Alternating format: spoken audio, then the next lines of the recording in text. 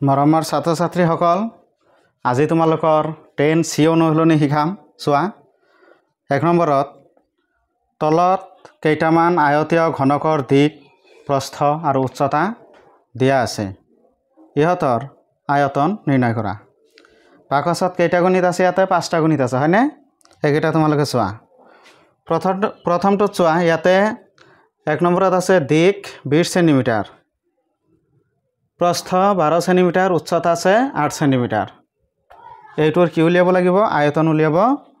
লাগে গতিকে এইটো আমি কি লিখিম আমি জানো যে এটা আয়তীয় ঘনকৰ যেটো আয়তনৰ সূত্ৰটো কি আছিল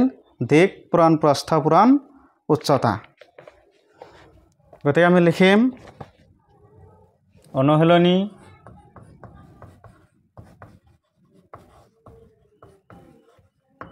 टेन सी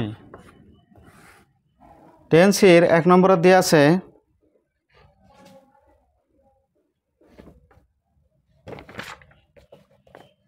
एकर 1 দিয়া আছে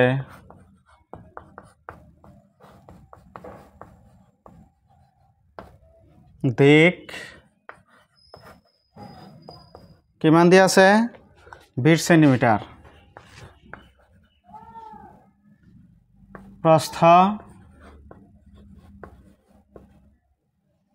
प्रस्थ দিয়া আছে 12 সেন্টিমিটার আর উচ্চতা কিমান দিয়া আছে উচ্চতা আছে 8 সেন্টিমিটার এতেকে আয়তীয়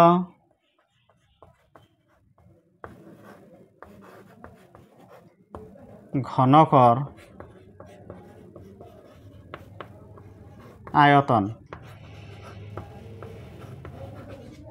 আয়তনৰ সূত্ৰটো কি আছিল দিক পূৰণ প্ৰস্থ পূৰণ উচ্চতা এইটো আছিল হয়নে এতিয়া সমান সমান দিক বহাই দিয়া দিক হৈছে 20 সেন্টিমিটার পূৰণ प्रस्थ হৈছে 12 সেন্টিমিটাৰ পূৰণ উচ্চতা আছে 8 সেন্টিমিটাৰ এই গোটেই কেটা যদি পূৰণ কৰা তেতিয়ালে কিমান হ'ব 8 12 গুণ 84 84 20 ৰে পূৰণ কৰিলে 1920 ইয়াতে এককটো কিহত আছিল গোটেই কেটা সেন্টিমিটাৰত আছিল গতিকে ইয়াৰ একক লিখিব লাগিব ঘন সেন্টিমিটাৰ এইটোৱে आंसर তাৰপিছত 2 নম্বৰ চোৱা 2 নম্বৰত আছে দিক 5 মিটাৰ 2 নম্বৰত দিয়া আছে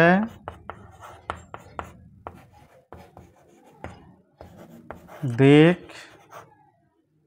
সমান সমান 5 মিটাৰ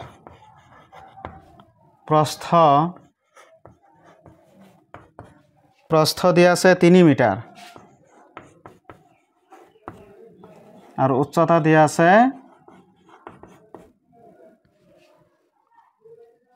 2 মিটাৰ এতেকে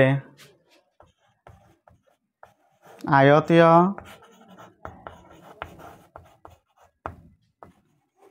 ঘনকৰ আয়তন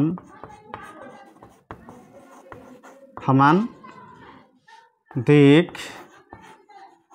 পূৰণ প্ৰস্থ পূৰণ উচ্চতা সমান সমান দিক কিমান দিয়া আছিল দিক আছে 5 মিটাৰ প্ৰস্থ আছে 3 মিটাৰ আৰু উচ্চতা কিমান আছে উচ্চতা আছে 2 মিটাৰ এই গোটেই কেটা পূৰণ কৰা গোটেই কেটা পূৰণ কৰিলে কিমান হ'ব চোৱা 5 3 গুণ 15 15 2 গুণে 30 আৰু গোটেই কেটা একক মিটাৰত আছিল গতিকে লিখিব লাগিব ঘন মিটাৰ এইটোৱে 2 নম্বৰৰ आंसर তাৰ পিছত 3 নম্বৰ চোৱা 3 নম্বৰত আছে দিক 18 ডেকামিটাৰ প্ৰস্থ 9 ডেকামিটাৰ আৰু উচ্চতা আছে 5 ডেকামিটাৰ গতিকে 3 নম্বৰ কৰিম এতিয়া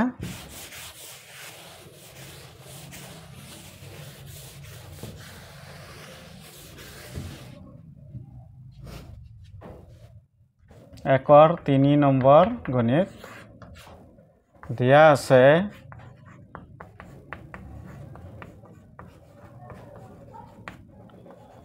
দিক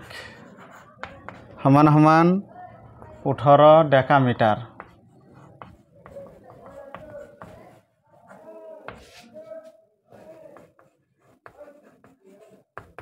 প্ৰস্থ দিয়া আছে 9 ডেকামিটাৰ আৰু উচ্চতা দিয়া আছে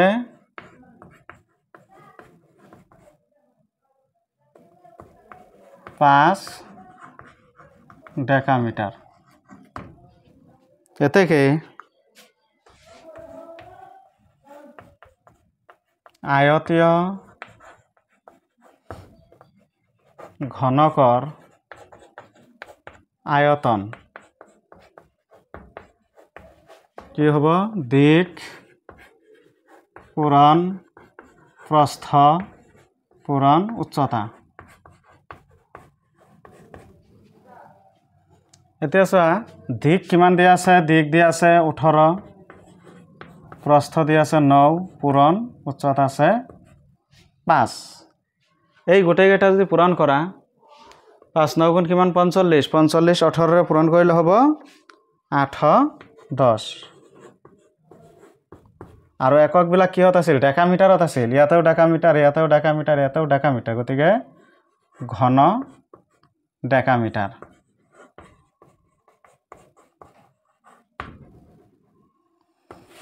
তাৰ পিছত চোৱা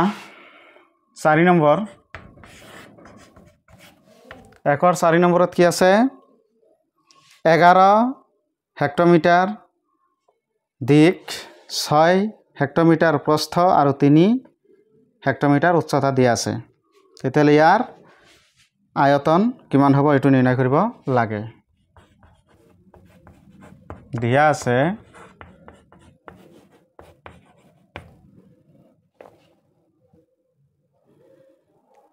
দিক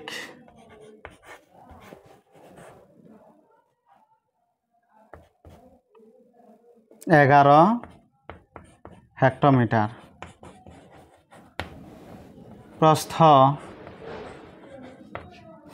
প্ৰস্থ দিয়া আছে 6 হেক্টমিটাৰ আৰু উচ্চতা দিয়া আছে 3 হেক্টমিটাৰ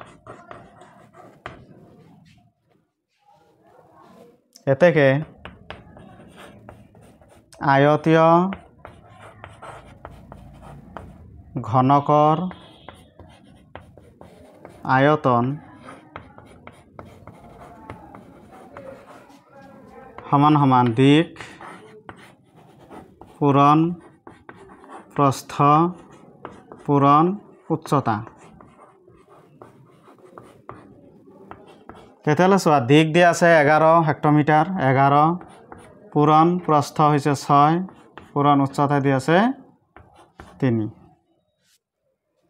এতিয়া 3 6 গুণ কিমান 18 18 11 ৰে পূৰণ কৰিলে 198 গতিকে 198 এককটো হেক্টমিটাৰত আছে গতিকে ঘন হেক্টমিটাৰ এইটো হৈছে এনসাৰ তাৰ পিছত চোৱা 5 নম্বৰত আছে দিক 36 সেন্টিমিটাৰ প্ৰস্থ 20 সেন্টিমিটাৰ আৰু উচ্চতা 15 সেন্টিমিটাৰ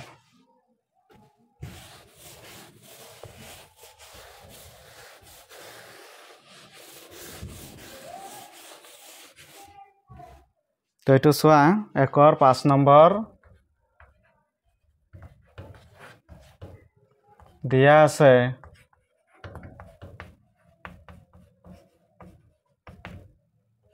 দিক সমান সমান 36 সেন্টিমিটাৰ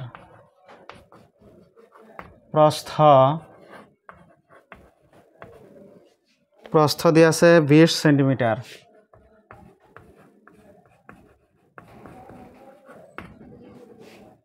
আৰু উচ্চতা দি আছে 15 সেন্টিমিটাৰ।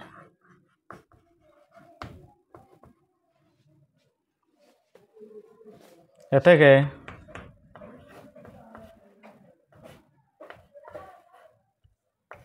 আয়তীয় ঘনকৰ আয়তন সমান কি হ'ব দিক পূৰণ প্ৰস্থ পূৰণ উচ্চতা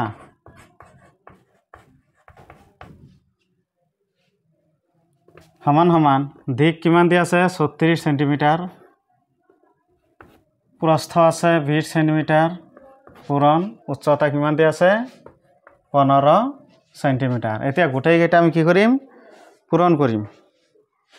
গোটেইকেইটা পূৰণ কৰিলে কি হ'ব 100,800 ইমান এইটো সেন্টিমিটাৰ সেন্টিমিটাৰ সেন্টিমিটাৰ ঘন সেন্টিমিটাৰ।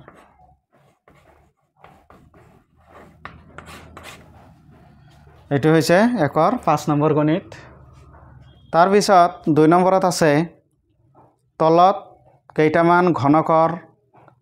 বাহুৰ দিক দিয়া আছে ঘনক কেইটাৰ আয়তন উলিওৱা।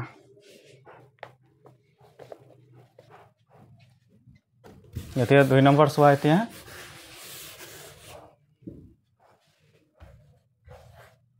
দিয়া আছে 2 A নম্বৰ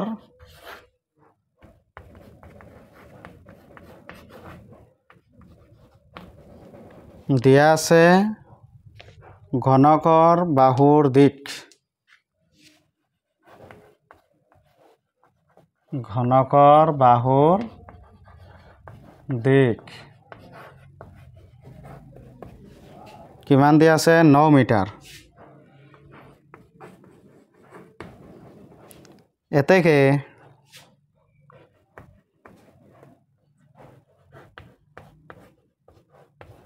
ঘনকটোৰ আয়তন সমান সমান 9 পূৰণ 9 পূৰণ 9। ঘনকৰ ক্ষেত্ৰত যেতিয়া আয়তন বাহিৰ কৰিবা ঘনকৰ যিটো বাহুৰ দিক 3 বাৰ পূৰণ কৰিবা। 3 বাৰ পূৰণ কৰিলে যি হ'ব সেইটো হ'ব ঘনকটোৰ আয়তন। গতিকে 9 পূৰণ 9 পূৰণ 9 এইটো কি হ'ব 729 ঘন মিটাৰ।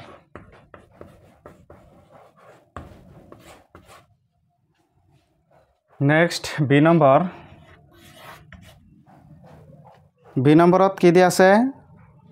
12 সেন্টিমিটাৰ দিয়া আছে। দিয়া আছে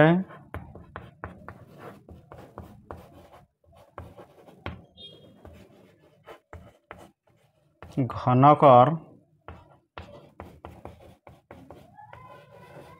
বাহুৰ দিক কিমান দিয়া আছে 12 সেন্টিমিটাৰ।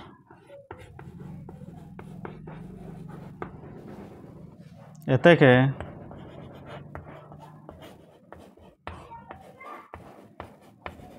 ঘনকটোৰ আয়তন 12 পূৰণ 12 পূৰণ 12। এতিয়া এই গোটেইকেইটা পূৰণ কৰিব লাগিব 12 পূৰণ 12 পূৰণ 12 3 বাৰ পূৰণ কৰিলে কি হ'ব 12 12 গুণ 144 144 12 পূৰণ কৰিলে 1728। এককটো সেন্টিমিটাৰত আছে গতিকে ঘন সেন্টিমিটাৰ। তাৰপিছত চি নম্বৰ চোৱা। চি নম্বৰ 15 মিলিমিটাৰ আছে।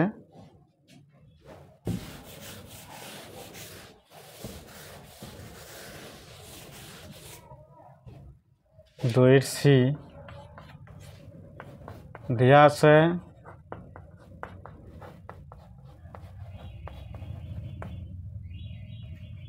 ঘনকৰ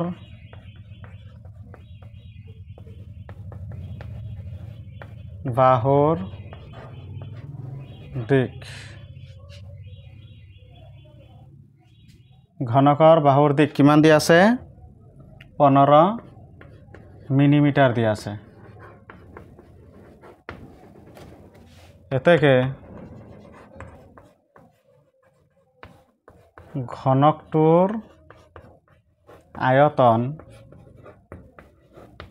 আয়তন কিমান হ'ব 15 পূৰণ 15 পূৰণ 15 এতিয়া চোৱা 15 15 গুণ হৈছে 225 225 15ৰে পূৰণ কৰিলে কি হ'ব 3375 আৰু এককটো মিলিমিটাৰত আছে গতিকে এইখিনি ঘন মিলিমিটাৰ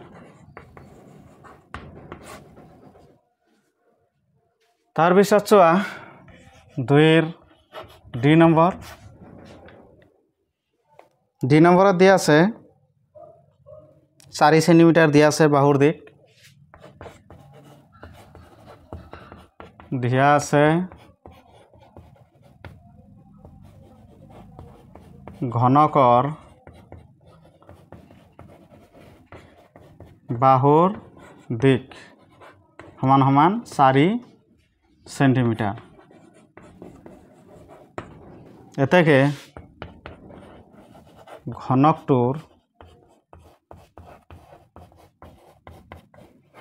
আয়তন কিমান হ'ব 4 পূৰণ 4 পূৰণ 4 4 4 গুণ 16 16 4 গুণ 64 এককটো সেন্টিমিটাৰত আছে গতিকে 64 ঘন সেন্টিমিটাৰ হ'ব এইটো হ'ব ইয়াৰ আনসাৰ তাৰ পিছত ই নম্বৰত আছে 30 সেন্টিমিটাৰ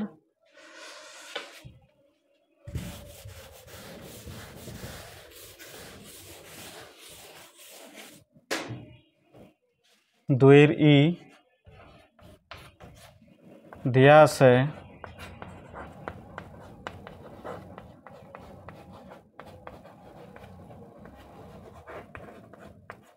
ঘনকৰ বাহুৰ দিক সমান সমান 30 সেন্টিমিটাৰ এতেকে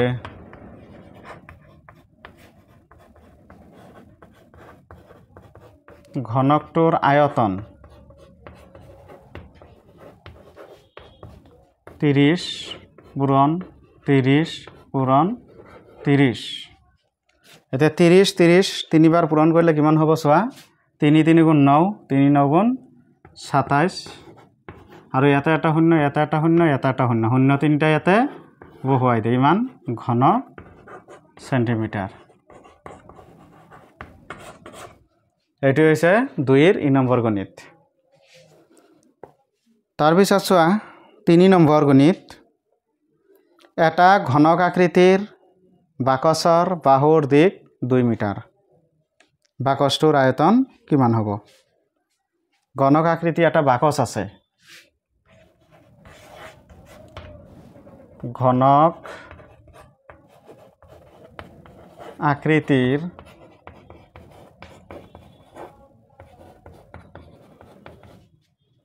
বাকচৰ ঘনক আকৃতিৰ বাকচৰ বাহুৰ দিক বাহু সমান কিমান দিয়া আছে 2 মিটাৰ দিয়া আছে এতেকে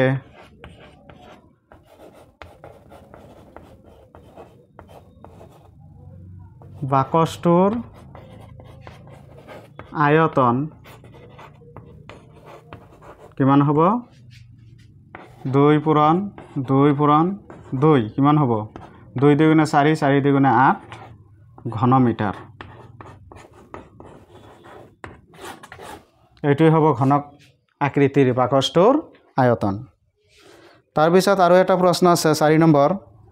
চোৱা এটা গুদামঘৰৰ দিক আছে 12 মিটাৰ প্ৰস্থ আছে 6 মিটাৰ আৰু উচ্চতা আছে 4 মিটাৰ ঘৰটোৰ আয়তন কিমান হ'ব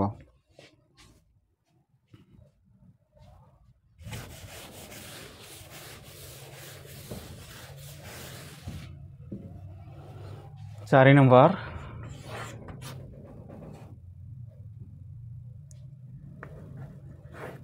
গোদাম ঘৰৰ দিক কিমান দি আছে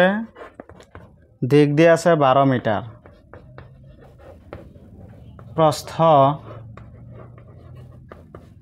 প্ৰস্থ দি আছে 6 মিটাৰ আৰু উচ্চতা কিমান দি আছে উচ্চতা দি আছে 4 মিটাৰ এতে ঘৰটোৰ আয়তন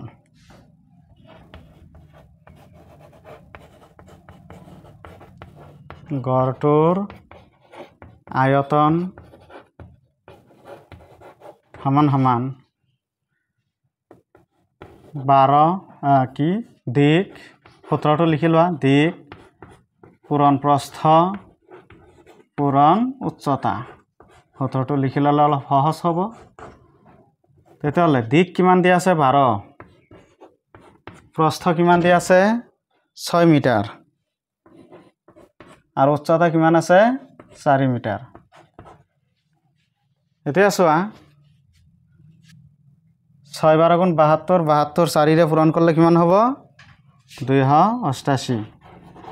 এককটো ইয়াতে মিটাৰ আছে তেতিয়াহ'লে কি হ'ব ঘন মিটাৰ হ'ব ঠিক আছে গতিকে এইটো নহ'লে শেষ হ'ল তোমালোকৰ